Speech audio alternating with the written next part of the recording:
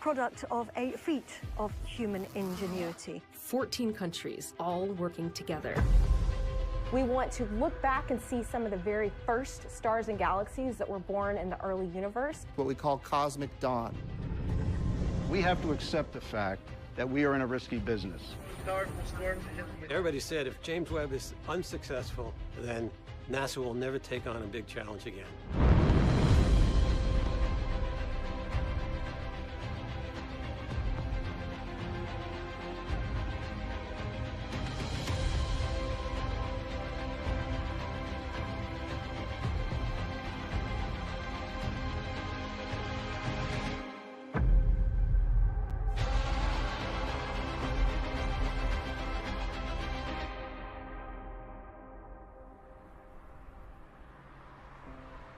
There's a little pond down here. Yes, there still is. Used to come fishing here occasionally. Well, I would like to tell you the entire story of the universe and a bit about how we learned about it and my personal part of this process and where we're going from here. And the title slide here says, from the Big Bang and on, etc., to the discovery of alien life. And so we haven't exactly found it yet, but I think it's possible in the next few decades. And so I want to outline at the very end how we are hoping to find out about that. So there are many, many mysteries. I got interested in math and science when I was a little kid. Here is a picture of the place where I grew up. My dad was a scientist, but he studied dairy cows. I heard from him that people are made out of cells with chromosomes. I can remember I was about 6 years old and I'd heard about infinity.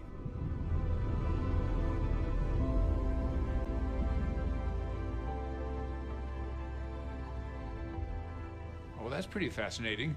So, okay, I want to know more about this.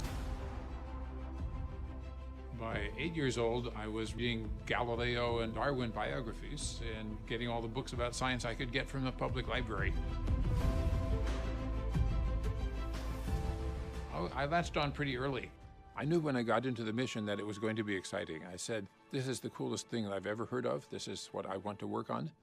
And I do not care how hard it is or how long it's going to take. I just want to work on it and make it happen.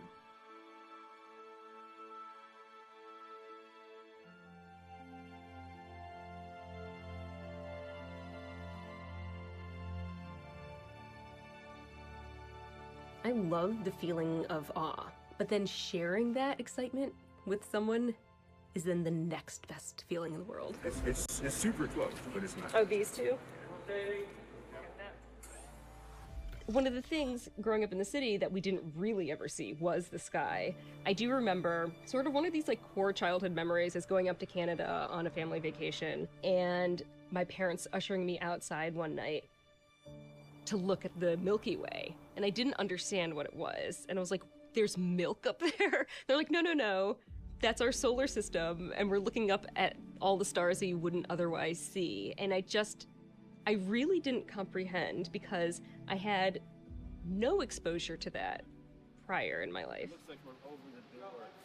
And here I am, years later, following the astonishing story of the James Webb Space Telescope.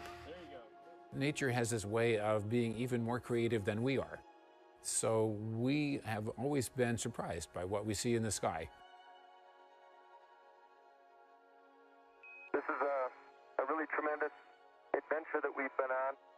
The first Hubble Deep Field actually came out when I was in high school. I already knew I wanted to be an astronomer, but I remember being just captivated by these images that were coming back from Hubble.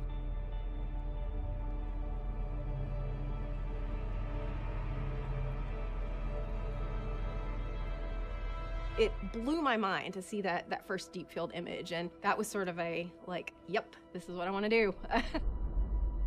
The earliest conception of Webb derived from the fact that Hubble took a deep field and didn't see newly formed galaxies after the birth of the universe. It's sort of like we're missing that very first piece of the puzzle of how galaxies got their start. Every time NASA builds a new telescope, it needs to be way more sensitive than anything we've ever built before. So every time you launch something, it was a new window on the universe. And so for Webb, we needed to build something that was 100 times more capable. The main thing that Webb had to do to be successful was find these very first galaxies.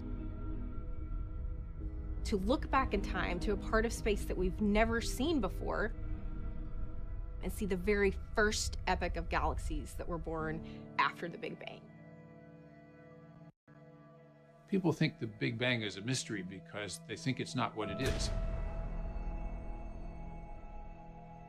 The actual picture that we have as astronomers is the entire universe is expanding. The material is rushing apart from other material in a rather smooth, continuous way. Well, we see the galaxies rushing away from us. So what's going to make them rush apart? Well, something kicked them off that way. But since we imagine the universe is infinite, it has to be an infinitely large cause, whatever that is. So we just imagine running the movie backwards in our minds until it's different. So when you get farther enough back in time, the temperature, everything's mushed together. The galaxies are mushed together, the stars are mushed together, the atoms are mushed together, the atoms are torn apart into their constituent subatomic particles. So that's the movie you get if you run everything backwards. So then when you run out of imagine, you say, that's the Big Bang. So needless to say, astronomers have been imagining for a long time, what was this? What would you call it if you could name it? I just call it the expanding universe story. In Calvin and Hobbes, there was a different answer. Calvin called it the horrendous space kablooey, but that didn't catch. And I now ask you to step forward to receive your Nobel Prizes from the hands of His Majesty, the King. And it was March of 1996 when John Mather stopped in my office out here at Goddard and asked me if I'd like to work with him on a new telescope idea he was thinking about. And when John came by and said this, of course, this was before he had his Nobel Prize, but everybody knew, oh, if John asked you to work with him, you want to work with him. So I said, sure, that would be fun. I figured, well, I'd do that for a couple of years. So, Dr. Smith, what is a next-generation space telescope? Well, the NGST, or Next Generation Space Telescope, is the logical successor to the Hubble Space Telescope, or HST.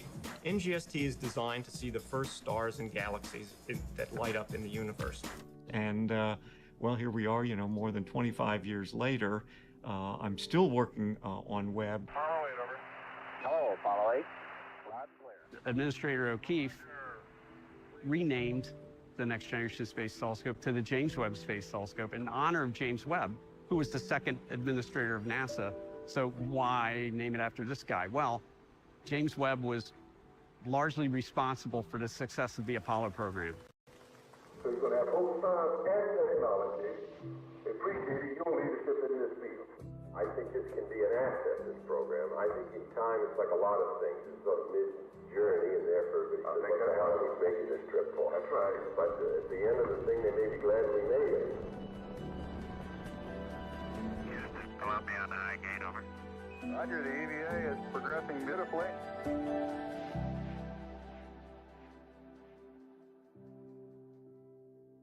The Webb telescope is kind of like my child because I've been working on it since the first day that we started. So when I started on Webb, my youngest son had just been born. Well, he's got a master's degree, works at Johns Hopkins, and he's going to be 28. I had hair. I didn't need hearing aids or glasses. And yeah, it's a long time, but in hindsight, it's also a short time. We had this singular purpose for 25 years to make the James Webb Space Telescope a reality. And, people did think we were nuts at first because the technical challenges were so daunting and the number of things we had to advance or literally invent were numerous. I remember we had a draftsman who was able to draw what we said on a whiteboard, and we said we needed a big telescope with a big baffle, a big umbrella to protect it from the heat of the sun. So he drew this on the whiteboard, and we all said, yeah, that looks pretty good. We need something like that. And it's going to have to fold up. And we started talking about how to fold it up. And that was just the beginning, and we knew we were onto something. In the early parts of the mission, we talk to the scientists, and we find out what's the scientific objectives of this mission. What do you want it to do, right? Then we put that into a language that engineers understand called requirements. How big does it have to be? What kind of sensitivity do you want? In other words, what's the dimmest thing you want to see? The James Webb Observatory has 3 parts to it. The first part is the telescope and the science instruments. This has to be very, very cold. It's designed to collect infrared light. So infrared is something that you cannot really see with your eyes. The Hubble telescope can see a little bit of it, but it's not cold. So the Hubble telescope glows and emits infrared light itself, so you cannot use it to do all of the things that astronomers have identified as their next top priority. This telescope is going to be in outer space. It's going to be cooled to a very low temperature of 45 degrees above absolute zero, so that it does not glow. There's one instrument in there called the MIRI that wants to be about 7 degrees Kelvin. And to put that in perspective, dry ice, carbon dioxide dry ice, is at about minus 109 degrees Fahrenheit. The second part is the spacecraft bus. And the spacecraft bus operates at room temperature, up here at 70 degrees Fahrenheit, and it has the usual subsystems, the communication subsystem, the computer, the thrusters, the electrical power system. Then, between the two, is the third part, the sun shield. 5 thin layers about the size of a tennis from the cold side. 5 little layers that keep this thing in the shadows. And this umbrella, as I might call it, is no ordinary umbrella. On the hot side, 200,000 watts of solar radiation strikes it, and it can only allow 0.02 watts to get through. This umbrella is setting up an almost 600 degree Fahrenheit difference. And if it were suntan lotion, it would have an SPF of 10 million. And it's going to have to fold up, and we started talking about how to fold it up. And it's got to be bigger than the Hubble telescope, and it's got to get way out there, and we can't get it there without a pretty big rocket. So what's the biggest one you can get? Well, it's not all that big. We're going to have to make a telescope that's much bigger than the Hubble and simultaneously much lighter. We ended up at half the mass and 7 times the collecting area. All 13,670 pounds, all 6 metric tons of this has to be launched 1 million miles out in outer space. And it has to fit into a fairing that's only about 5 meters in diameter, when the size of this sun shield is 21 meters in diameter. So to do that, we have to fold it up like origami so that it fits into here. Pretty soon we know our job is pretty hard. Okay, gonna have lots of inventions along the way. So we made up a list of 10 inventions that we had to have pretty quickly. And we said, okay, world, tell us how you can make these inventions. You have to keep in mind a lot of the technologies for web were new technologies, right? So you have a plan on how you're going to do it. And when you are testing it, lots of times something doesn't work. You have a schedule, a certain amount of time, and a certain amount of money. Basically, people, although they don't quite say so, they think, your telescope looks weird. So our telescope does look different from every other telescope you've ever seen. It doesn't look like Galileo's little tube with a lens at each end. Way different from anything that we've ever built for anywhere before. We're building a perfectly great telescope on the ground. We're aligning on the ground. We're testing on the ground. It's going to work perfectly, right? It's going to be great. Then what do? We bust it up. We fold it up. We put it into a launch vehicle. Then once we get it on orbit and it deploys, now we got to realign it on orbit remotely. 50 of the most complex deployments ever attempted robotically.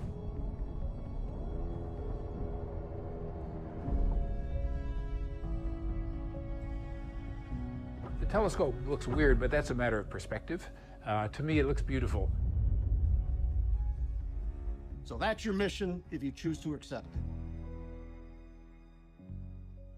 Yes, we had 344 single-point failures, 295 of which were associated with deployment, almost all of which would have been in 1990 with the launch of the Hubble Space Telescope. And liftoff of the Space Shuttle Discovery with the Hubble Space Telescope, our window on the universe. NASA launches the Hubble Space Telescope, the biggest space science mission ever.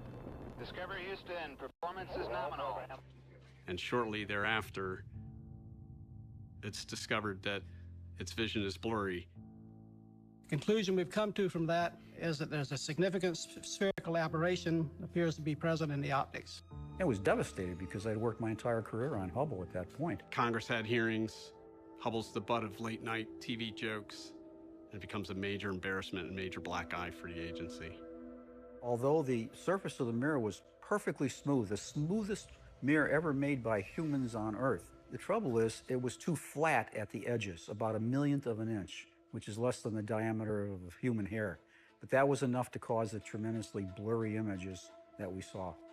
My neighbors, who all used to be very, happy and congratulating me on working at Hubble, they'd come up to me when I'm pushing my son around in the stroller and say, "Boy, it must be tough working on a national disaster."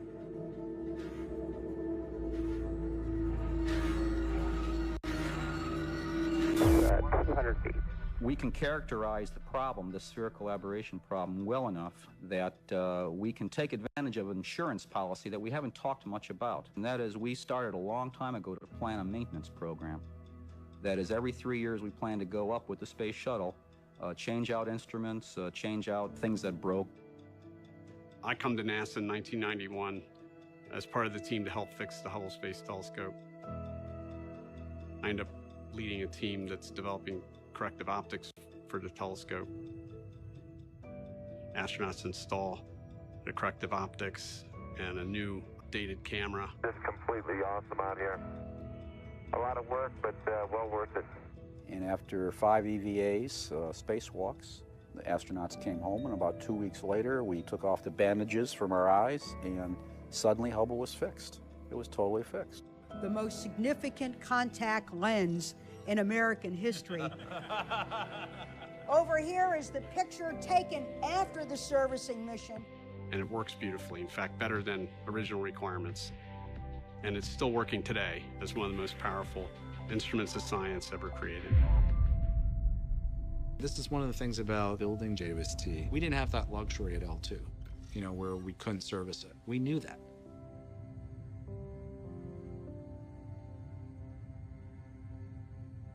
The L2 point is chosen for the Webb telescope because it's the first place where you can go, where the Earth and the Sun are always in the same direction, and so you can put up your one-sided umbrella and protect your telescope, which you want to do either to keep the telescope cold, like the Webb. If you send it another few feet farther out, it'll eventually escape and go away from Earth.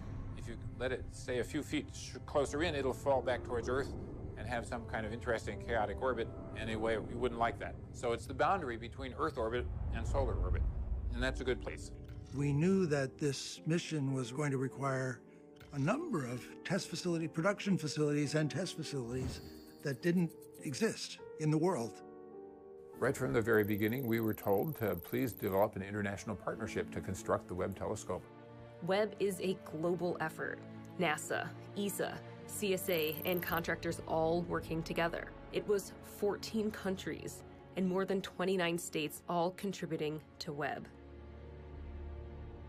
I always called it the giggle factor a little bit. Like, can we really do this? This new telescope has, I think, about 64 megapixels. It's not like we could build and test things in those early days. So we were living in virtual land as far as computer simulations, computer modeling.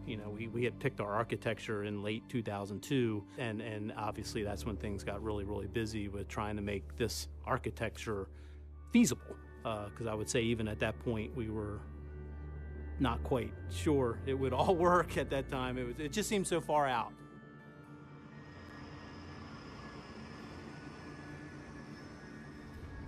Let's keep making progress on the telescope, because the more we get done, the better the chance that this thing will keep going as a program. I think of the technologies, the ones that I remember were most challenging were developing the material for the primary mirrors. We had a big effort to determine what that material would be. And it was a kind of exotic choice. We chose a material called beryllium, which is element number 4 in the periodic table. It's extremely stiff, extremely light. It was the cryogenic properties of beryllium that really won out. It's how stable it was at cold temperatures, and its thermal conductivity, how thermally stable things were. When we mine the ore, we have to drill through and blast the rhyolite and remove that to get the volcanic ash layer where the beryllium is. 10,000 years ago, this was the bottom of Lake Bonneville, and millions of years ago, it was an ancient ocean. So then it's pressed into this 550-pound block that's then machined out till it's about 50 pounds. Once that block is machined out to about 50 pounds, the backside is honeycombed. It's really cool looking.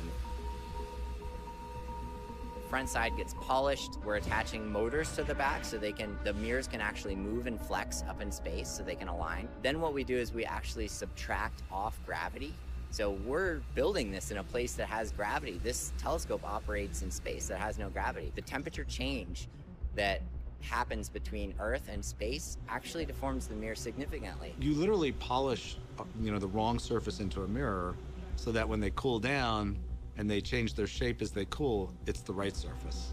And so we actually make the mirror less good on Earth so it can be more perfect in space.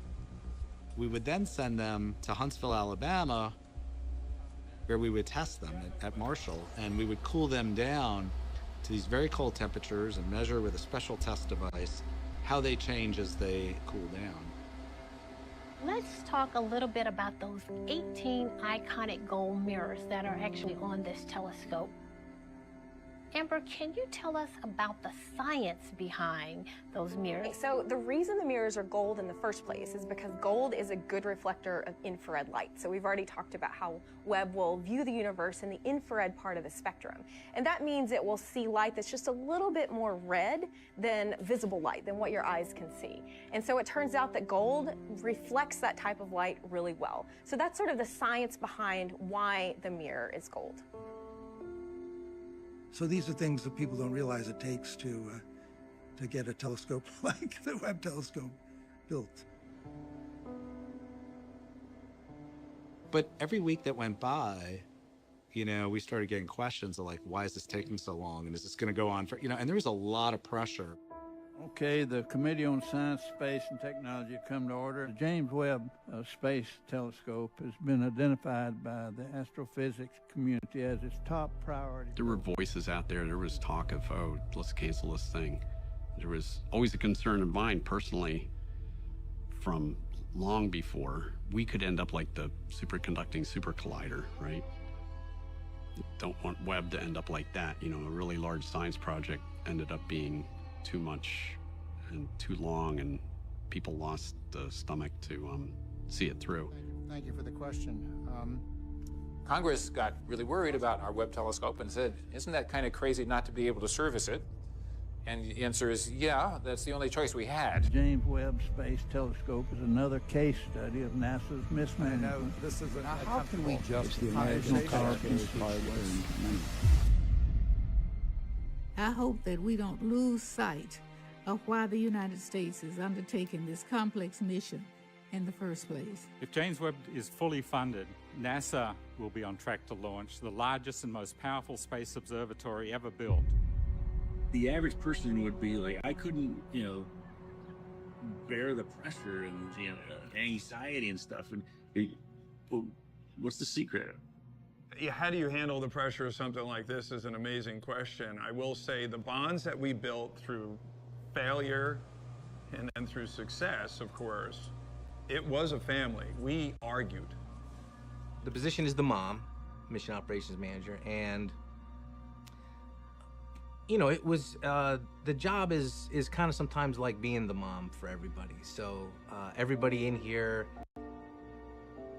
I almost, you get to the point where you're almost personally putting them into the positions, and you're kind of helping them grow into what's going to happen. You're trying to prepare them, because I would tell people that it was a very stressful job as we got closer. And you had to kind of work with people to help them deal with the stress and stuff like that. So it was, you tend to be a mom, be a good friend. And we all knew the risks. We all knew this wasn't a sure thing. None of us left. That's what I'm proud of. First and foremost, we were ourselves, and we brought our strengths and we brought our colorful parts of ourselves. The way we survived, ultimately though, if I could attribute to one thing is, the more the naysayers came at us, the more we as a team bound together. If the naysayers thought they were gonna cancel this program by what they did, they only made us stronger. In the early times, up until now practically, the budget was not what the project actually required. The budget was what people could get for us. And so it didn't change until Senator Mikulski wrote a letter and said, we're tired of hearing from you guys. When are you going to tell us the real number? She didn't say it in those words exactly, but please stop embarrassing us. So what's the real number? 2, 1. Senator. Good morning, Goddard. How are we today?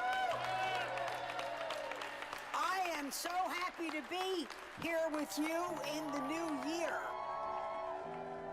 What led to us persisting were people like Senator Mikulski, who was a huge advocate for Webb and for NASA Goddard and for science in general. The science community was largely solidly behind Webb because they knew the potential this thing had and how important it was. When we go into space, we don't go to conquer, we go to discover new things about the universe. We finish assembling it and ship it off to NASA.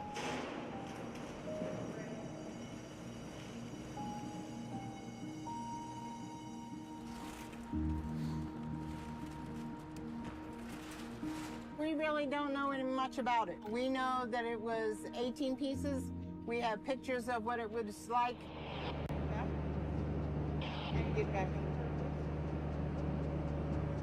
And that's about it. Everything else is sort of secretive. We just take it from point A to point B. Each mirror is worth about 20. And we have 3 in the trailer, so that's $60 million. And if we drove the truck, thinking constantly that there was $60 million in the trailer, we'd probably just drive ourselves crazy and nervous wreck up here. We just have to treat it like everything else and drive it and do our job. Bye, guys. That new space mirror thing that we're carrying in the trailer, it's going to be a little over 1 million miles away, and we've driven 1.3 million on the last truck, so it's going to be really far. I can tell you, because 1 million miles is a long time behind the wheel of a truck, so I can tell you 1 million miles far away is a long distance. It's real. I've seen it. I've seen crates that the mirrors go in. I've seen the drawing of what the mirrors are going to look like once it's put together. You've got 18 of them all hooked together, so then you have to imagine that they're folding each one of these up and then they're opening all up at the same time. It's just like a flower. It's going to be beautiful. I have a little trouble sleeping knowing that these mirrors are on a truck crossing the country. So these are the final 3 mirror segments for the James Webb Space Telescope. So yeah, an incredible milestone here today. Exciting. We're getting up early for it. Absolutely, worth getting up early and standing here in the cold, sure. These mirrors will literally see light from the first galaxies that were born in the universe. So exciting stuff. This is where we take all the VIPs that come through Goddard. So you guys are definitely VIPs. Oh my God. So yeah, this is the world's biggest clean room of its type. And if you look right up there, you'll see the familiar pods that have been on your truck over the last year. They're gorgeous. They are. They're beautiful. Remarkable. And so this big yellow structure here is where we're going to assemble the mirrors onto the back plane of the telescope. So it'll sit flat, and then that robotic arm right over there will take all the mirrors and place them down on the back plane. So yeah, we have to keep everything clean so that once it gets out to the clean part of space, it's, it's already clean. Mm-hmm. It really is clean. Yeah, and I mean, you see the guys in the bunny suits down here, so they have to stay protected. And that whole wall over here is air filters. So I guess you can't smoke in there. Can't eat Definitely chicken not. wings in there. No chicken wings allowed in the clean room. No TVs. Everything's so clean. They're busy though. This is just remarkable. Yeah. So when we watch this thing take off and we know that it's in space, Oh, that's fine. we were there. Yeah. We saw it. It's a very tense scene in here when these 2 guys from L3 Harris were working over the primary mirror to take those covers off. They'd been practicing for a couple weeks before this, but this is a very delicate procedure. Any misstep could damage the primary mirror. Even if they have a drop of sweat that falls off onto the mirror, that could set the mission back, 6 months or a year or so, because they're working to clean that. At one point, they told us they needed silence. So a lot of us, including myself, just took a step back. And this is something we really do not like to do on Webb or on any telescope, is be above the optics, having humans above the optics. So, and it's something that I've done quite a few times on Webb. The technician is on a diving board, which is attached to a forklift, is basically a harness platform attached to a forklift out over the primary mirror.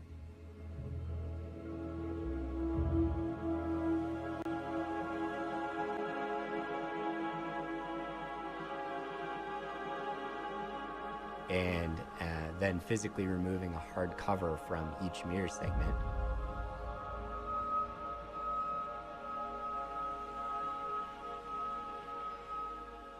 The mirror segments are within millimeters of each other, and so it's very difficult to remove something without scratching or damaging the optical surface. So it was a very delicate operation, and really just showed how careful we were going to need to be.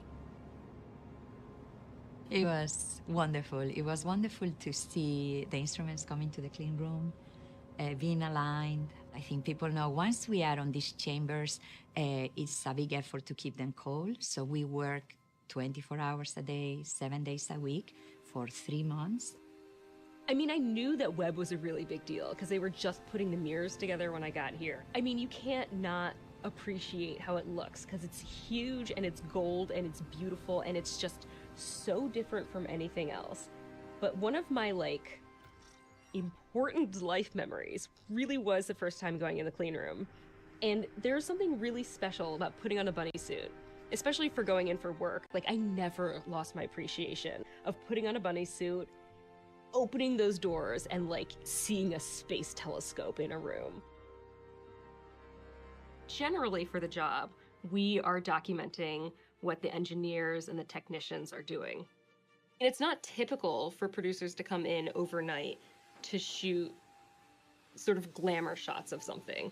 So we got permission from the project to come in and give Webb a really special treatment with these shots. We got a lighting crew, cleaned a lot of gear into the clean room, and these really became some of the iconic shots of the telescope. I do think we got more embedded into a team than a lot of other media groups have. But yeah, you totally feel a part of the team when you are dressed like the rest of the team. And then you get to know your team from this lens. You know, there's some people that I only ever encountered in the clean room and was shocked to see what they actually looked like outside of the clean room. So Paul, go ahead and take us on a tour of the facility. And I might note, this is the same facility that for many years was used to develop the servicing hardware for the Hubble Space Telescope. So it's moving on to its next generation. Paul, it's all yours. So there are 4 instruments and the science instrument module itself. Webb has 4 state-of-the-art science instruments and a guider. The instruments consist of a collection of high-resolution cameras that give you the pretty pictures, and spectrographs. And the spectrographs are the real scientific muscle behind James Webb. They're the ones that can tease out the signals that tells you the physics and the chemistry of the objects they're looking at. Behind every image and a spectra that we are seeing from Webb, our instrument has to work. So NASA asked the Canadian agency to contribute the fine guidance sensor. That instrument is one that looks for a particular star in the sky, what we call a guide star. Once it finds it, it keeps that position. The intent is to keep the observatory as stable as possible. If you want to take a picture with your camera and your camera is moving, that picture is not going to be good. So we do the same on orbit with this instrument that I look after, and that's a complex operation.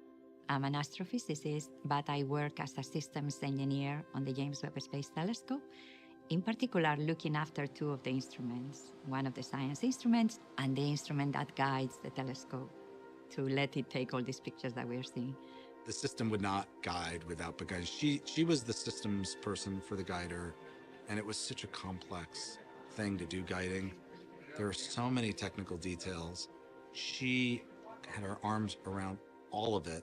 I don't know how we could have gotten through all of the complicated way to verify that Webb could point and track properly. That was a complicated thing to prove to ourselves that that was all going to work, and Begonia was key to that. And what was great about her was she had this personality which was so positive. Which is where you have it. All right. I grew up in Spain. I did my degree there. Then I did my PhD in astrophysics in the UK. And then I think for family reasons, we ended up moving to Canada. And in there, I moved to the private sector, but to the space industry. So I started actually in Canada as the technical lead for the two instruments that were the contribution to this telescope from Canada. And of course, all these things are super careful. Each instrument is built to meet what they need to do on orbit. Each of them has been tested to show that it can survive the worst part, the launch with the vibration and the noise, the acoustics.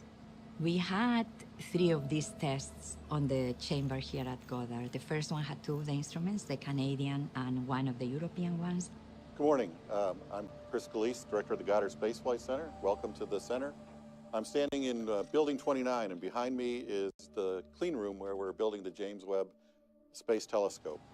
And as you can see behind me are the 18 mirrors that form the telescope. Now, so that you can start hearing about the telescope, I want to introduce John Mather. Thank you, Chris. Well, welcome to our science party here today.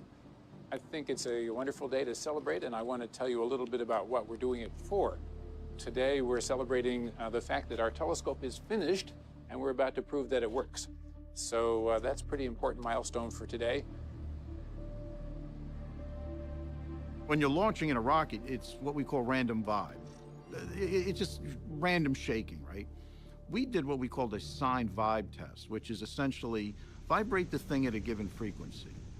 Where we literally will shake the full telescope to simulate the effects of launch. And then change the frequency slowly and watch how your system behaves. It's a much more stressing test, but that means that you have the possibility of over-testing certain parts. Certain parts resonate at certain frequencies. And when they start resonating and you go 3, 4, 5, 6, 7 vibrations, you start building up energy. You start with a little shake, and then you go up and you shake it a little harder, and you shake it a little harder.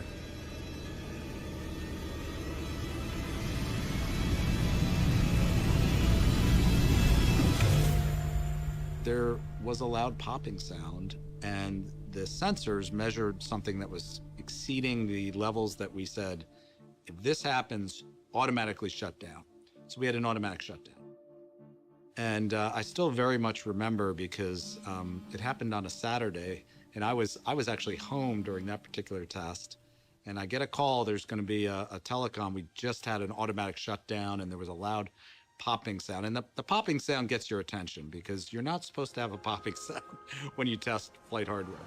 And I literally drove into Goddard. You know, I'm like listening to the telecon and driving, and we started discussing whether that popping sound could be potentially, you know, something broke. The telescope was actually covered in this like plastic material, and it's purged with dry gas, but you can see through the plastic material. So I literally climbed under the telescope with the phone in my ear, and I'm looking at it, and I said, you know, I don't see anything visibly broken, like nothing came off. And it was really difficult to figure out, but it turned out, you know, we started running a separate test of some of the launch restraint mechanisms and the systems that keep it latched up. And we found out what the problem was, which was at a certain level, these things started to chatter. And that chatter sounded like the popping sound that we heard. We call that gapping. We convinced ourselves that we were going to be okay for launch. There is so much at stake. I mean, I love the drama of it all, but you have to understand that people's careers are made from something like this. And Webb was a mission that was going to be spectacular, whether that was good or bad, if it failed or was successful. It, you know, it was going to always make history. Everybody's pushing to accomplish something that's been outlined as an idea. The inspiration of trying to discover something, to build something that's never been built before, to discover something that's never been known before. It keeps us going, and we are pleased and privileged in our position here at NASA to be able to carry out this on behalf of the country and the world.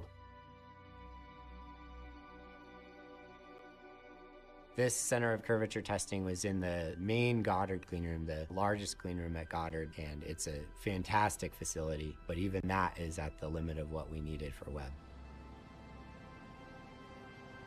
The telescope's optical segment, the part with the mirrors and the science instruments, was built at NASA Goddard in Greenbelt, Maryland, then packed and flown to the Johnson Space Center in Houston, Texas.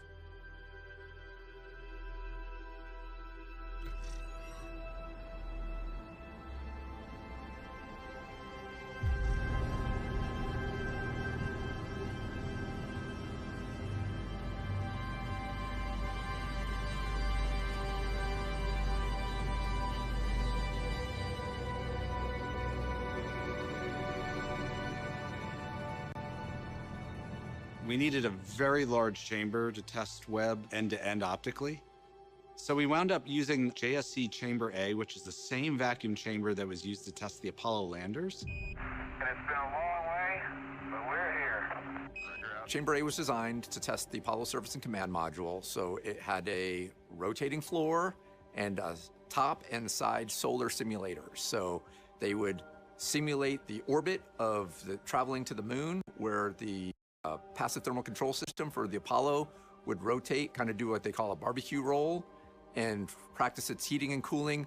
And we did that with actual astronauts. It was before my time, so when I say we did that, I'm talking NASA, not me personally. Didn't really get used very much. I believe there was a worry that, that it might be mothballed or demoed, and they wanted to preserve it, and they made it a National Historic Landmark. So Chamber A, with its 40-foot diameter door, is a pop culture icon. It's been in music videos like Aerosmith. It's been in Armageddon and Transformers 3. Still working on the preps for Webb when we were trying to clean up the high bay for the movie Transformers 3. And they had to get permission from Webb to film that, so that as not to interfere with the schedule of the telescope. The Webb was it was the most complicated thing that they had done since Apollo. The goal of the test of the telescope in Chamber A really was to make sure everything was functioning properly at the very cold temperatures, and all the optical systems worked properly at cold temperatures. It was the one time we could test the entire telescope at the very cold temperatures. The test was nominally a 3-month test where we would cool the telescope down. It took almost a month to cool the telescope to this minus 400 degree Fahrenheit temperature. And then a little over a month, we'd stay at these very cold temperatures. And it was the first time we were going to test the full primary mirror as a mirror, because we'd only tested individual mirrors at that point. So we had to see that the shapes of all of them matched. It was the first time we were going to test the telescope, sort of end to end. Most of the cooling that we do actually is done with a very large liquid nitrogen canister inside of the vacuum chamber.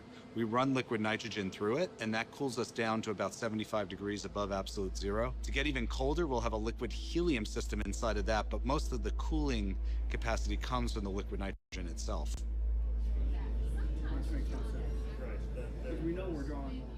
The sequence of the test was it takes about 30 days to cool everything down.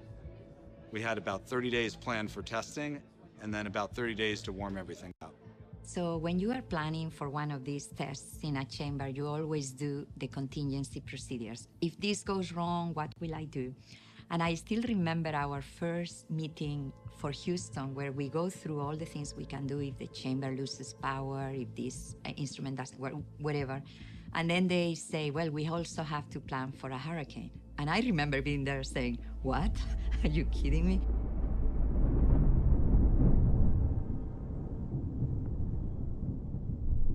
We started hearing about a storm that was brewing, a tropical storm. And we all kind of gathered in a room. We started talking about contingency planning, because we had thought a lot about potential for storms and hurricanes. And we did have a 5-day supply of liquid nitrogen in case there was ever a big storm. We got ready. The storm got upgraded and upgraded and upgraded to Category 3 and Category 4. So we were monitoring, and I remember finishing my shift, and the hurricane, it seemed that it was going to come. And we were like, well, what shall we do? And they said, we'll know, so don't worry, go home. I remember going for dinner with some colleagues. We went to the restaurant for dinner. And when we left, the water, you know, we were paddling on water. The water on the street was as high as the sidewalk. So that night, the hurricane hit.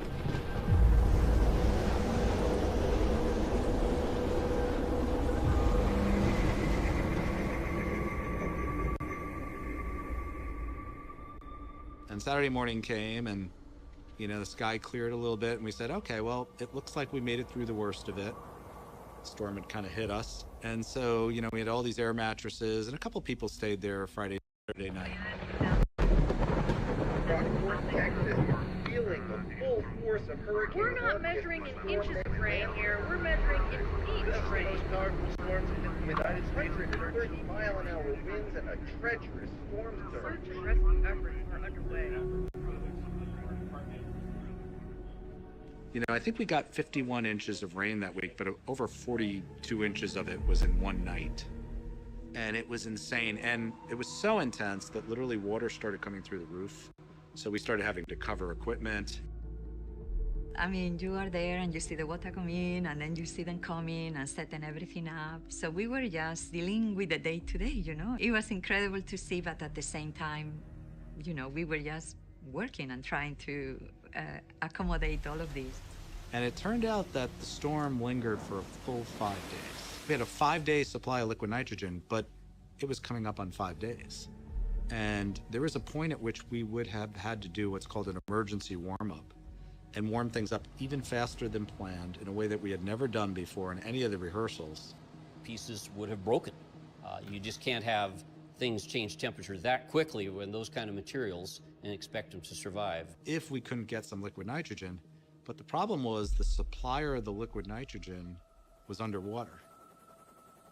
It was a state of emergency was declared, and so getting our shipments of liquid nitrogen was not the priority. I think we would have had to done an emergency warm-up and crossed our fingers a little bit. But they came, and I remember because we had a video camera of the place where the trucks would pull up, and when we saw the trucks, the entire control room broke into applause.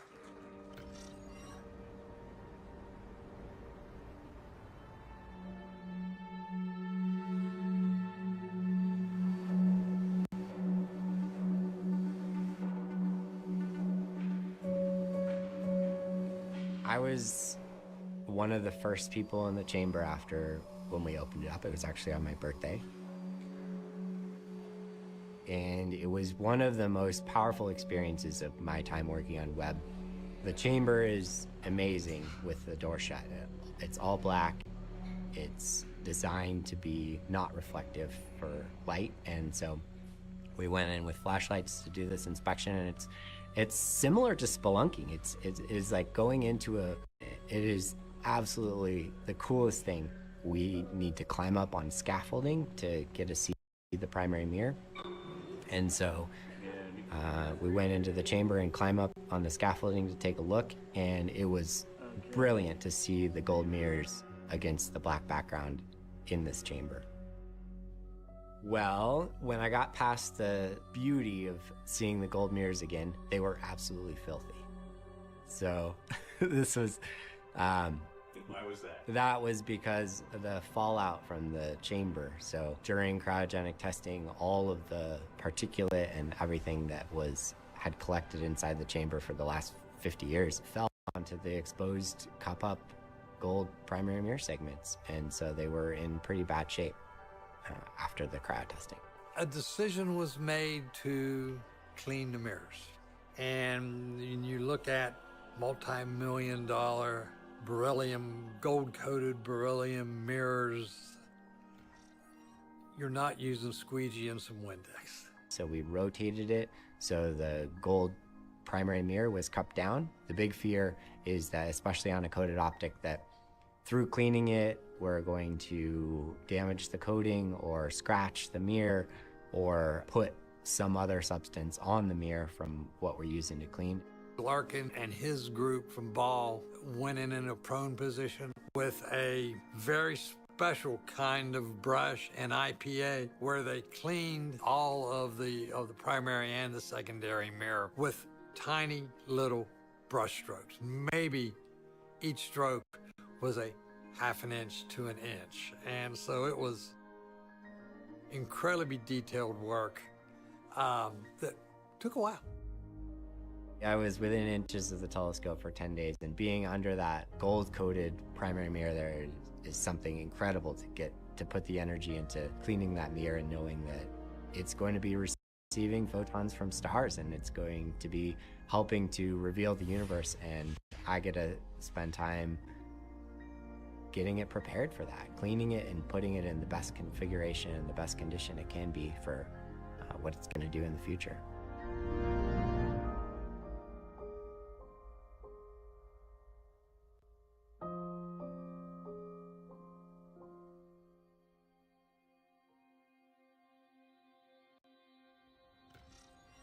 The other tough things when it comes to deployments are obviously the big, flexible, floppy things like the sun shield. Of all the deployments, that's the one that really is the toughest for many of us.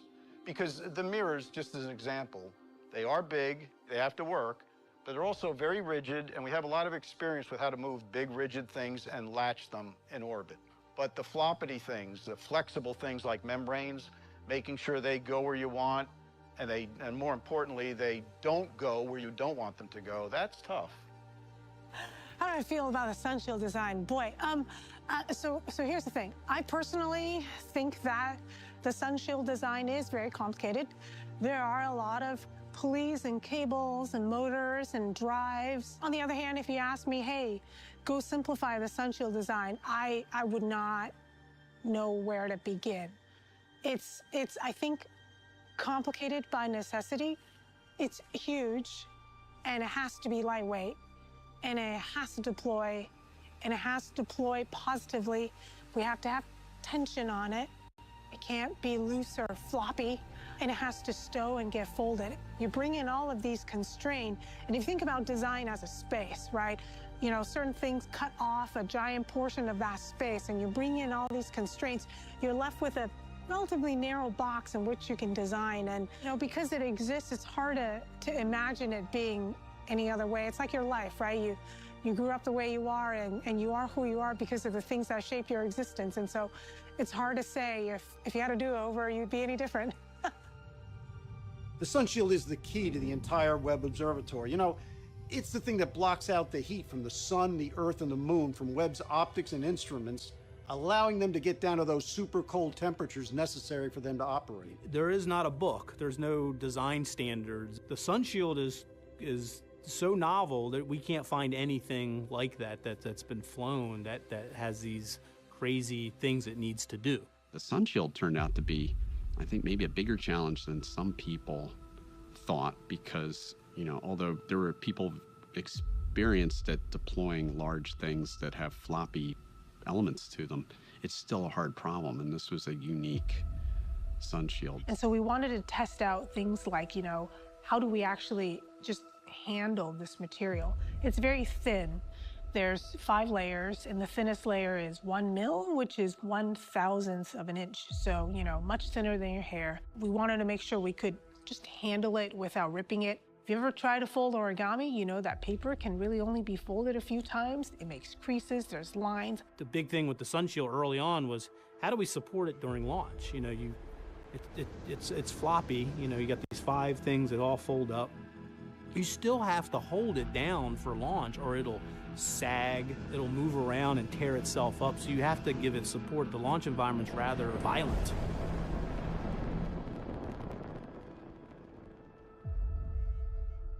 To hold the membrane down to the structure, you have to hold it down with some release devices, and there's 107 of them. You can't even imagine the number of holes that had to be precisely located in these membranes. And then when you all fold it all up, all these holes have to line up. Oh, by the way, when it's deployed, these holes can't be such that sunshine can get through them lined up. So it's an incredibly complex problem geometrically. Webb is massive. It is about 3 stories high and about the size of a tennis court. Just try to imagine Roger Federer and Rafa running back and forth on their halves of our telescope. Just picture that and just imagine how large this is and what a hard job that is. So NEA is a non-explosive actuator. So these are the types of release mechanisms that we use on Webb. The majority of our release mechanisms were all on the sun shield. And we're going to skewer it, and we're going to pin it to this big structure. And then when we get on orbit, we'll retract those pins, and everything will be good. And I remember a meeting where we're like, yeah, that sounds like a really bad idea.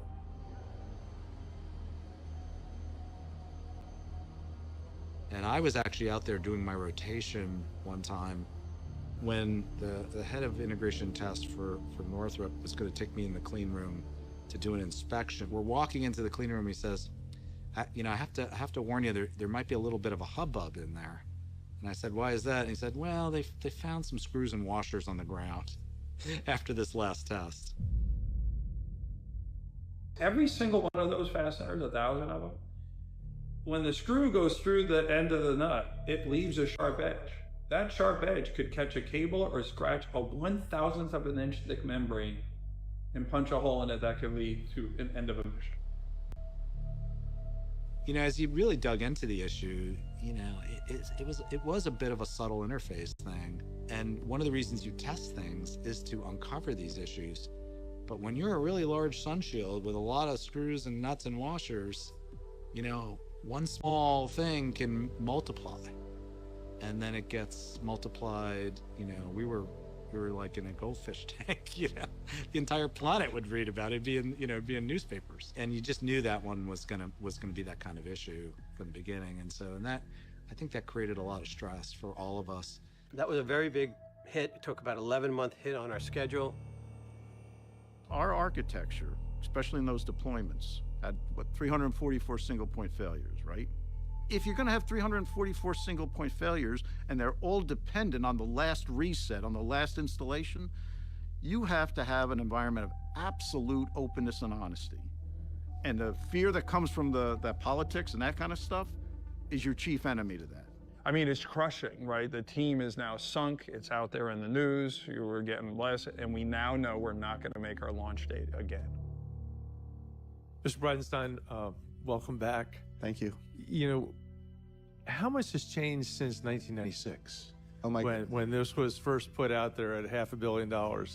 Can you even talk about how much cosmology has changed? It's a wonderful question. And when you think of the universe at large, NASA is learning new things every single day. How the universe is expanding, and not just expanding, but expanding at an ever-increasing rate. It's actually accelerating. And what is causing that? And can James Webb help us understand that, you know, at the edge of the universe, there are galaxies, in essence, disappearing because they're accelerating faster than the speed of light. Wow. So those galaxies, the light from them, if they're faster than the speed of light, that light can't get back to Earth, which means there's a whole lot of things we don't understand about the physics, astrophysics, that this particular spacecraft is going to help us learn. Going back to the very beginning of Cosmic Dawn, we're going to learn, how did the very first galaxies form? What did that first light look like? I really want to thank you for the comprehensiveness of that answer, because the world and science itself is changing in ways that impact a project that we have completely different expectations for in 2018. There's a whole host of capabilities that we can't even predict yet until it's on orbit, and we're doing everything we can to get there. Mr. Chairman, I just wish we had a head of NASA that was excited about this project. Yeah. Well, when you asked your first question, I could see that answer going on for a couple of hours, but I thought it was a good answer.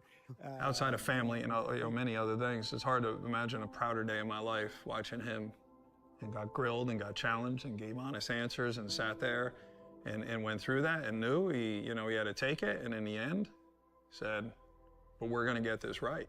And for the first time, we are on the home stretch.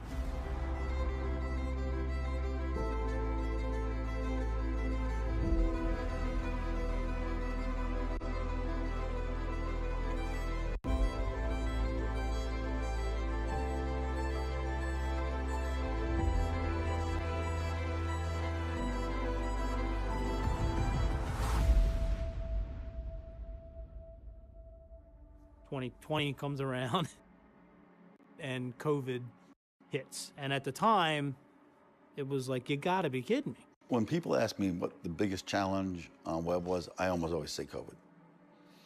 Now, we had technical issues and technical challenges, but people's health weren't being affected. Well, I tell you, so, mental health maybe got affected, but direct threats to your health did not come from that. This was a direct threat to our team, and to the most valuable resource of our team was the people. Not money, not schedule, nothing. It was the people. Meanwhile, we're already wearing masks in the high bay. we were way in advance of that, right? Because if you look at all the old shots of web and go, oh, look at them wearing masks. Was COVID back in 2011? It was like, no, we wore masks to keep the mirrors clean, right? So we already had mask practice down. And we said, let's keep going. So we kept a core team. That core team came in heroically, never stopped. And the team who never stopped, we all owe an incredible debt of gratitude for, because I tell you, if we had stopped, I don't know what it would have taken to restart. There was just one last SunShield deployment test before Webb was packed up and sent to French Guiana. This was going to be the last time Webb was deployed ever on the planet. And this was the culmination of the effort of thousands of people around the world. So I wanted to do something spectacular for this. And we got a gyro-stabilized camera system, and we mounted it underneath one of those lifts that they use in the clean room. And this lift can go up about 65 feet. And I believe during that time, we captured some of the most amazing images of the telescope in its final deployed state.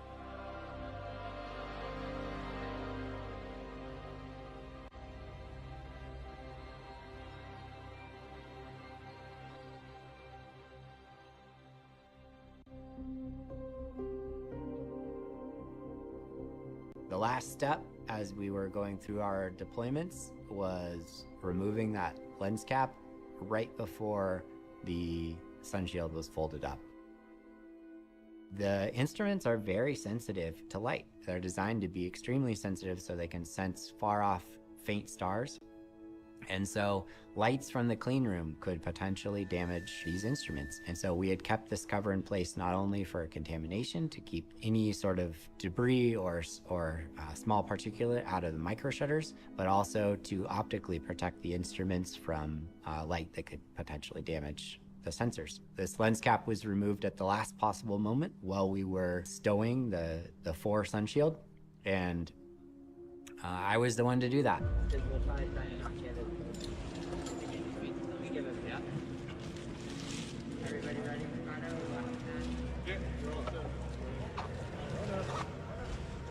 I'm a very even keel person and am able to perform these tasks in a really focused and relaxed way without letting my emotion be a part of it.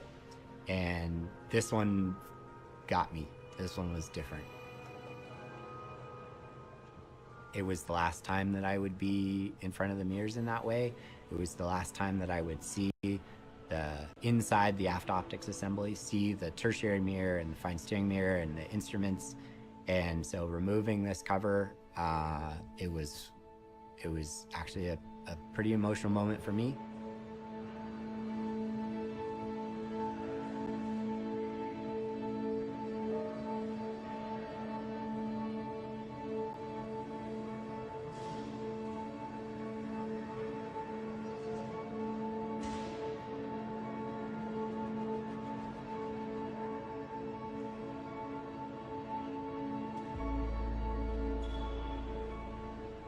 I was able to keep it together and not drip tears anywhere and get the cover off perfectly and get Webb ready to go, but it was a very emotionally impactful moment for me, saying goodbye to that part of Webb.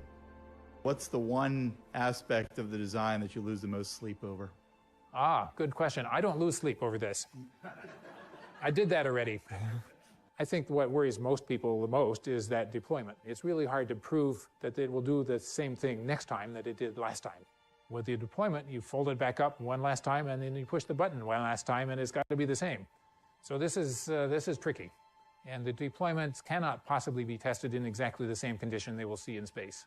Zero gravity, cold, vacuum, We don't get that here. That's what I think most people worry about the most. And the expectation is probably the hardest thing, I would say. The weight of knowing that this has to go right the first time and the only time, and there was really no room for error. Carrying that around for however long we've all been on the program was a thing. My boss, Jim, used to say that we're like deep sea fish under sort of constant pressure, and that once Webb was launched, we wouldn't really know what to do with ourselves because all the pressure would be off. Webb is by far the largest piece of flight hardware that we've moved. The transporter is the largest transporter that I know of in history to come out of Goddard Space Flight Center. And essentially what STARS is a mobile clean room, moving JWST from one location to the other while it's still inside of a clean room environment. And so it was goodbye for the entire team that had been a part of the observatory and spacecraft and integration and everything for 20 years at that point. There was nothing easy about Webb at all.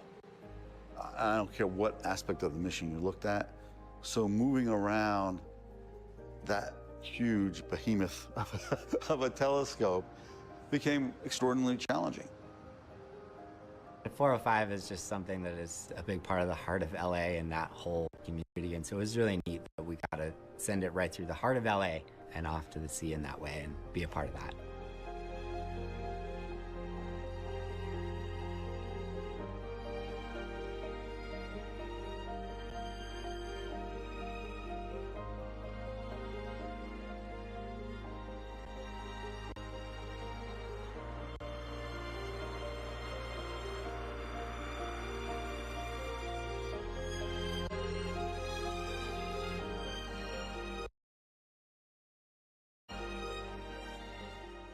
Going 4 times farther away than the moon over there, and it's going to be there for eternity.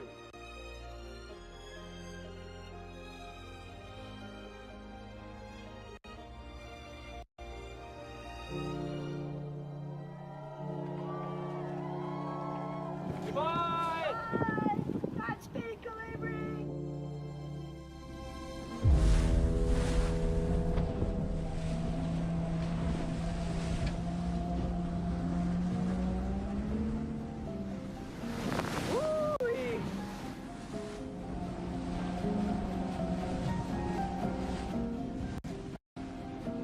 We're shipping the James Webb Space Telescope to its launch site in French Guiana.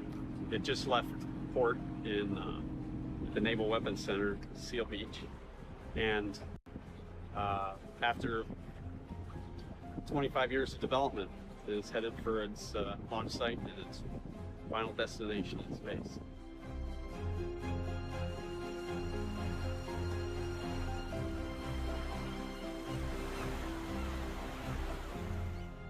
One of the interesting parts about when we departed is security. How did we make sure that we didn't encounter any sort of pirates or causing any disruption to our shipment? In the maritime industry, you can track ships everywhere they go. As we were departing from Seal Beach, there were posts on the internet because there is a vibrant community of people that are very interested in what's happening with JWST. And so on Reddit, actually, there was one particular person that was really good at tracking the ship, and he was giving a great log to the general public of where the ship was going. I was actually able to reach out to him, explain to him, you know, it would be great of him to maybe just add locations.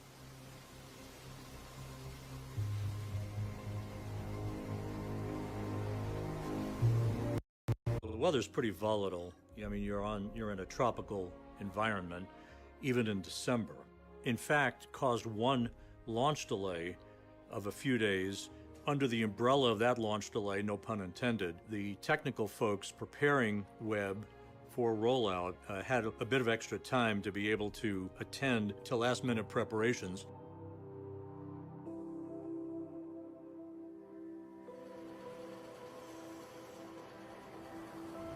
It was pouring. I got soaked more than I had any other time in Kourou.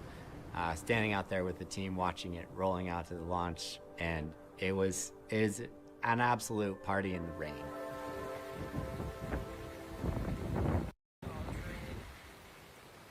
We weren't going anyplace until Webb was off the ground safely on its way. So it's not like we had a plane to catch or a train to catch, right? We were a captive audience. A really neat thing happened because of the way that launch had been delayed, and it ended up being on Christmas Day. So when the clock hit 12, you know, it was a privilege of mine to wish everybody a happy holiday and to thank them and mention to them that their families were, you know, history had put them in that place at that time for a reason, you know. And I didn't go into it, but it was like, you know, I kept thinking about the Apollo 8 launch, you know, Christmas Eve, you know, reading about from the book of Genesis. You know, it's famous, right? It's now approaching lunar sunrise, and for all the people back on Earth, the crew of Apollo 8 has a message that we would like to send to you.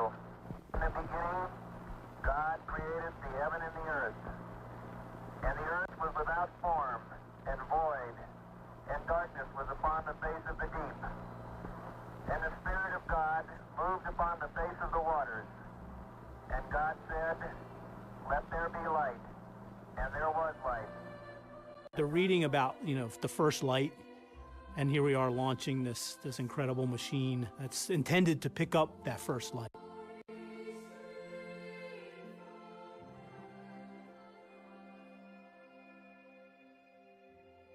When the Webb telescope was launched, I was just sitting on the sofa with my wife because COVID was happening, so everybody stayed home. We didn't have any launch parties.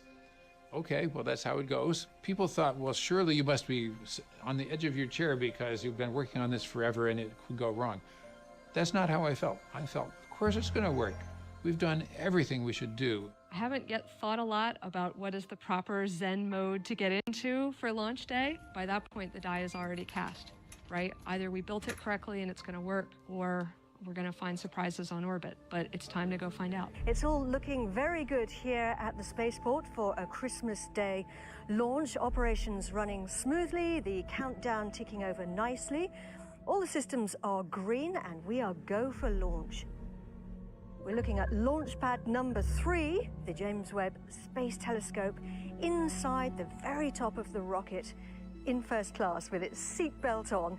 I'm in the Mission Control Center here at the spaceport, the nerve center of operations. We're about 10 kilometers from that pad, and behind me you can see it's a laser focus here in the control center with the Mission Control Centers all on console there as we get closer to launch. Come just go to black. Take away what I would tell you. Merry Christmas from the Guyana Space Center in Kourou, French Guiana. You know, they do Ariane 5 launches frequently out of French Guiana, but there was something different about this one. There was something in the air that said, this has a different aura, this has a different importance, this one had a different flavor to it, and you knew you were in the middle of something big.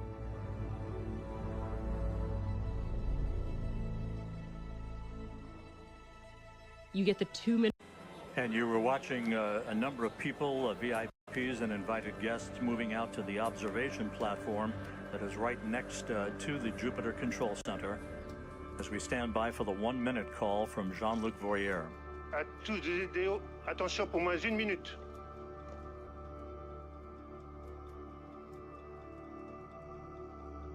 Top, à 0 moins 1 minute. Thumbs up from Jean-Luc Voyer. All systems are go. We're inside a minute now. T-minus 50 seconds and counting. And you wait. And you can hear a little speaker with Rob's commentary.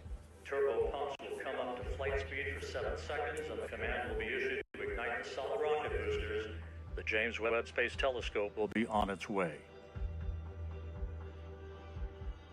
And then he starts counting down. T-minus 30 seconds and counting. By the time he got to 8, my throat was just closing. Standing by for terminal count. À tous de DDO, attention pour les décomptes finales. 10, 9, 8, 7, 6, 5, 4, 3, 2, échappé.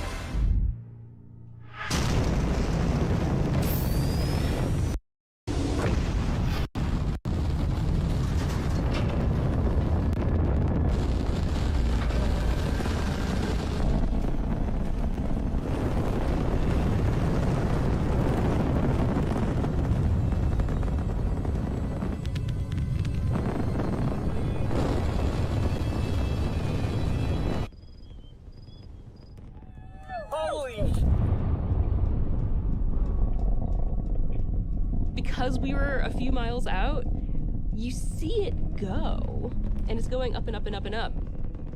You don't hear it for at least 45 seconds to a minute. You know, all of my hopes and dreams and wishes and frankly, a piece of me launched at that time. And you see it go, and it's such a strange thing to only hear it, and it just rumbles. And liftoff. Décollage. Décollage, liftoff from a tropical rainforest to the edge of time itself. James Webb begins a voyage back to the birth of the universe. It's a really specific, odd rumble that a rocket has leaving the atmosphere that also keeps it special in your memory because it's something that is very different than sounds that you hear anytime else. Just over a minute from now, Springs will gently push Webb away from the upper stage of the Ariane 5. There's this loop running in your brain where you're like, did that just really happen? You know, did we just really take off after multiple decades at this? Did we just really leave the Earth? Séparation Webb Space Telescope. Go Webb!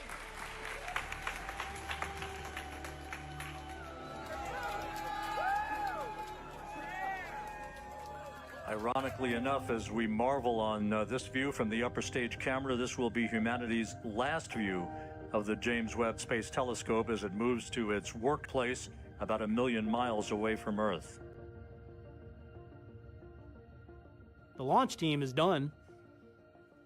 Now all the attention turns to the operations centers.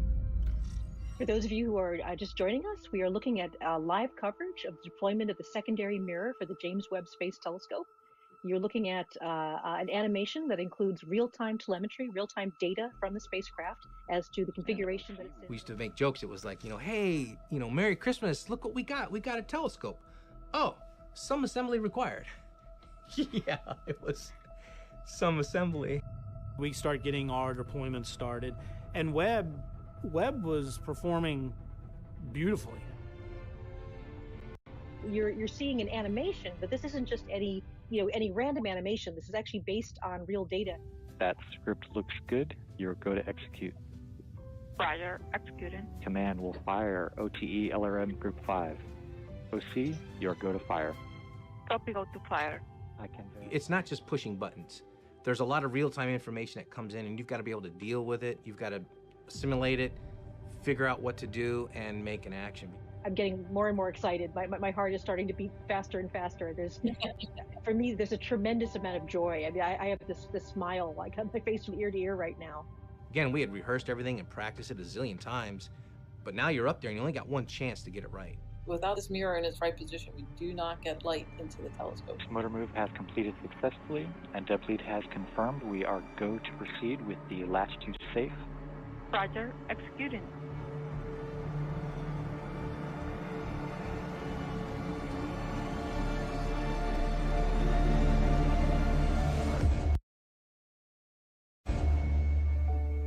We are now at a point where we're about 600,000 miles from Earth, and we actually have a telescope. So congratulations to everybody.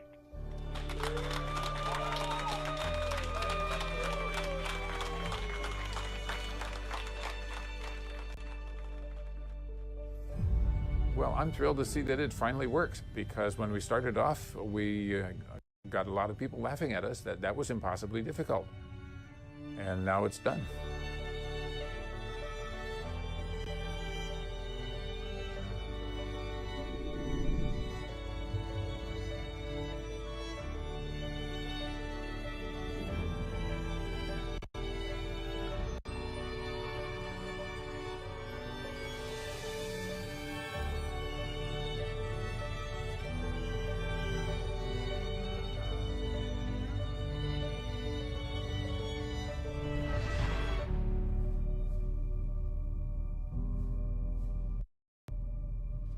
Hey, John, how are you doing?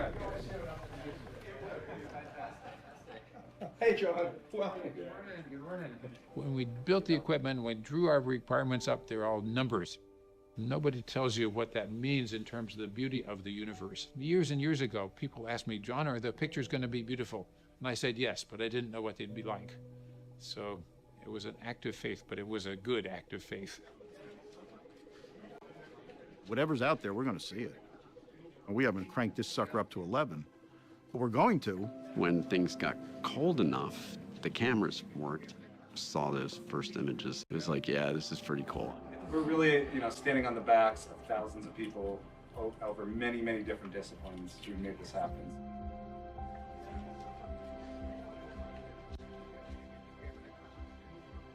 The image came back. There was the beautiful center image of the star with 6 radiating rays of light, and there's supposed to be nothing behind it. Nothing. What we saw turned out to be 250 odd galaxies that have never been seen before in this image that supposedly had nothing in it. There are galaxies everywhere. People said we've been photobombed by galaxies. So, well, that's a pretty big thrill for everybody. I didn't know I was coming to a pep rally today. But that's all the better. And you've got a lot to be rallying for. This morning, folks across this planet are going to see the images captured by this telescope. This telescope, because of infrared, is going to be able to penetrate through the dust clouds. You're going to see the formation of stars. You're going to see devouring black holes.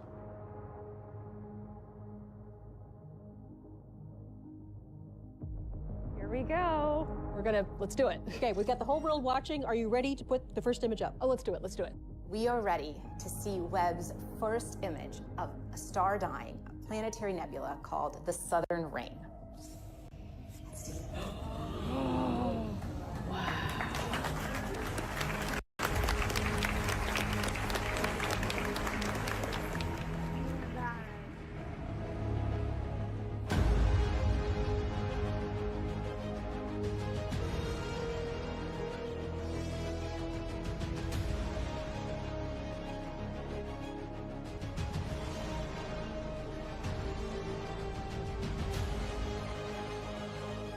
Art that is out there in the sky, revealed for the first time. We're thinking of the team and we're thanking them. John, thanks to you, thanks to all of you.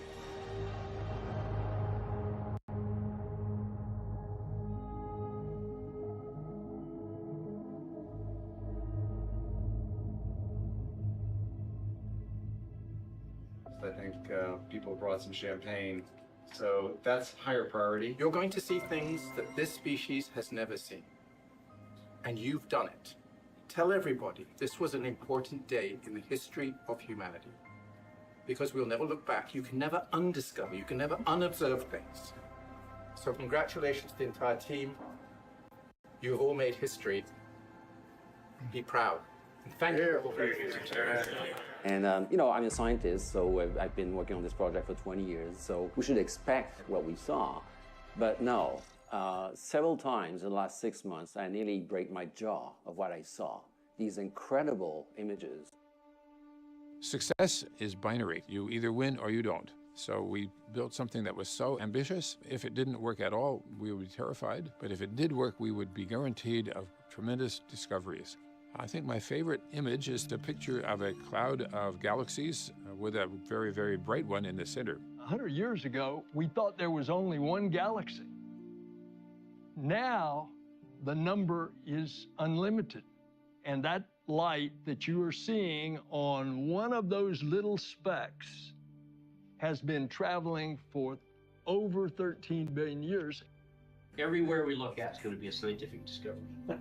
I believe that. Oh, no, I agree. And every image is essentially a Hubble deep field. Yeah. Is that incredible or what?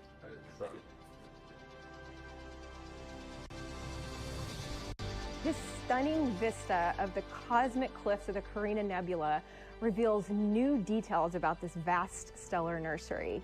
Today, for the first time, we're seeing brand new stars that were previously completely hidden from our view. I present to you Maisie's Galaxy, which is named after my daughter, as we both discovered it on her 9th birthday, and she had been asking me for months to name a galaxy after her. I would like to leave you with one of my favorite images. It's called Stefan's Quintet, and it's wondrous.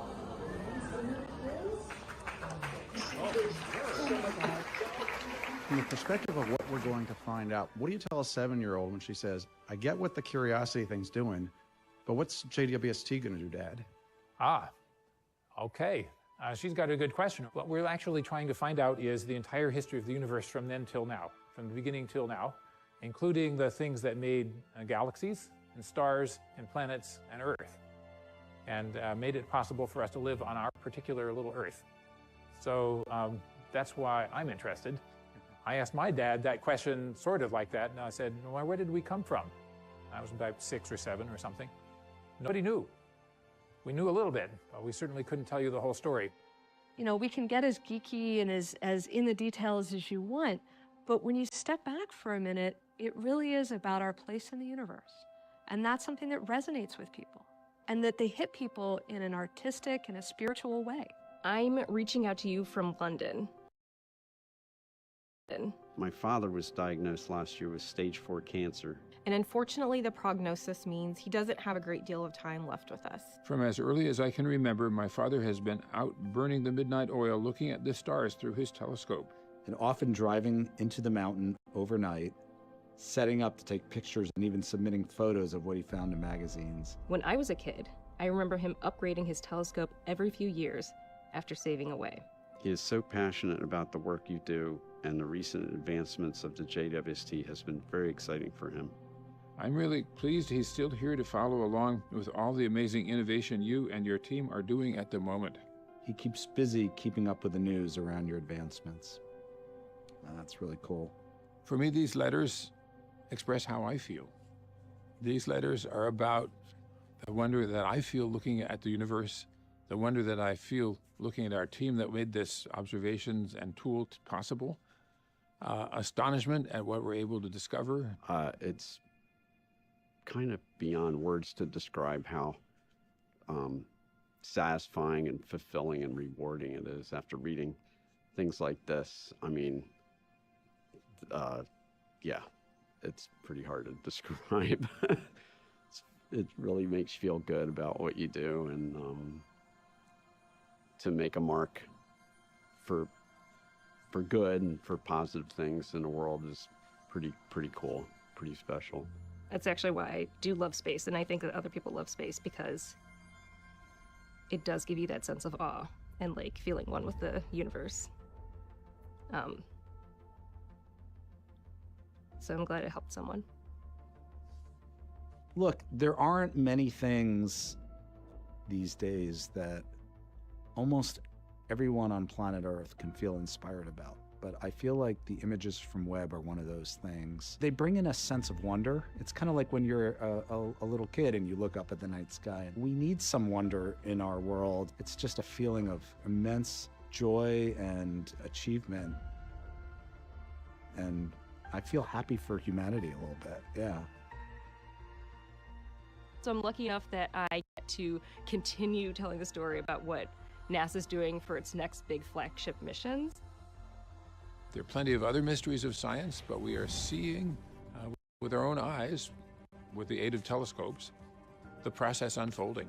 So what more could you hope for from astronomy? One of the core obligations we have is oversight. And we quite often hear in government how things don't work. I just want to say thank you for exceeding our expectations, and let's continue. And with that, I yield back. So congratulations to everyone for making it happen. We now are counting on continued brilliance for the next half a century, at least. Thank you for proving it's possible. Looking back to childhood, we had no idea. No one had any idea what the future would bring in terms of space exploration, new technology, electronics. It was all new. We had no idea that computers would ever be so powerful or so common. Marvels are yet to occur, and we are still growing rapidly in our capabilities. So astronomers have already a book that we outlined what we'd like to do for the next many decades. I think it'll take us a century before we run out of that book. And then from what we learn in the next decades, we'll have more miracles to produce, more miracles to ask for. So much is possible, and this is a very exciting time to be an astronomer.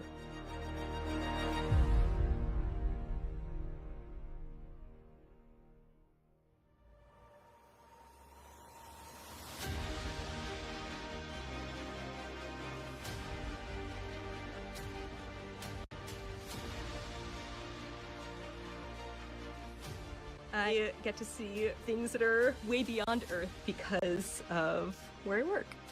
That will surely surprise us in some way that I can't tell you. It's an exciting moment. This thing's been a long time in the making.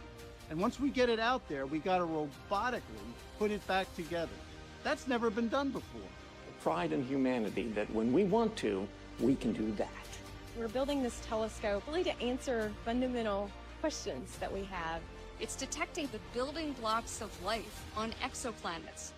That then gets sent into the telescope.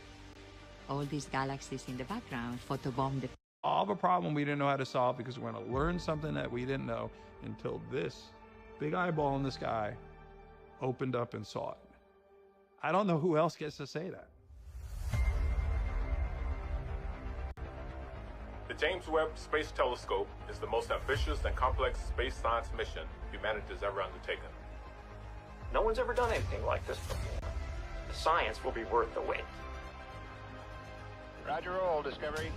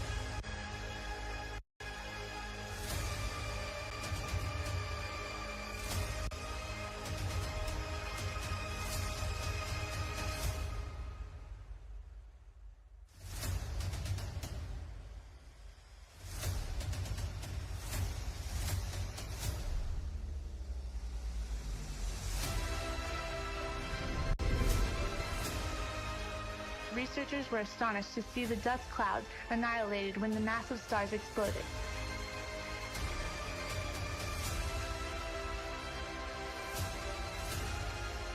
Now Webb takes us even deeper into the infrared universe.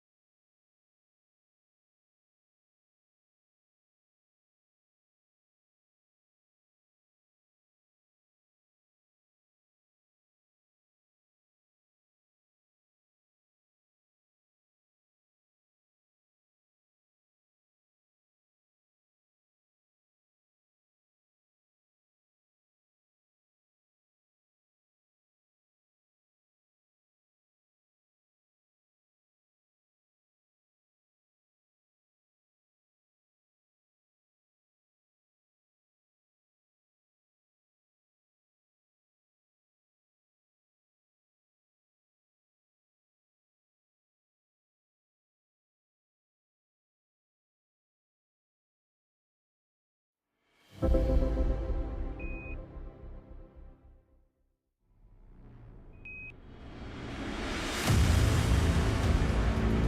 is NASA known for? What would most people say? The answer may not surprise you. Most would undoubtedly speak about NASA's past and present space flights and recent developments of new technologies and breakthroughs in science. While NASA does focus much of its efforts on projects that are outside of our home planet, much of NASA's research and development is performed closer to home. The first A in NASA stands for aeronautics, and that focus on aeronautics is just as strong today as it was in the past. Looking back to the early history of NASA and its predecessor agency, the NACA, much of the pioneering work in aeronautics was carried out by experimental aircraft that later became known as X-planes. X-planes are a series of United States aircraft and rockets used to test and evaluate new technologies and aerodynamic concepts. The X designator denotes the unique experimental research mission. For decades, these unique aircraft flew around California's high desert, pushing the envelope of flight mechanics and providing a solid foundation for our understanding of aeronautic principles to help solve major aviation challenges. X-planes and other prototype air vehicles hold a special place. They're a glimpse into the future of what supersonic aircraft and spacecraft may become. Over the last 7 decades, they've been a proving ground for developments, including delta wings, tailless aircraft, and supersonic flight. Vehicles that fly at supersonic speeds are flying faster than the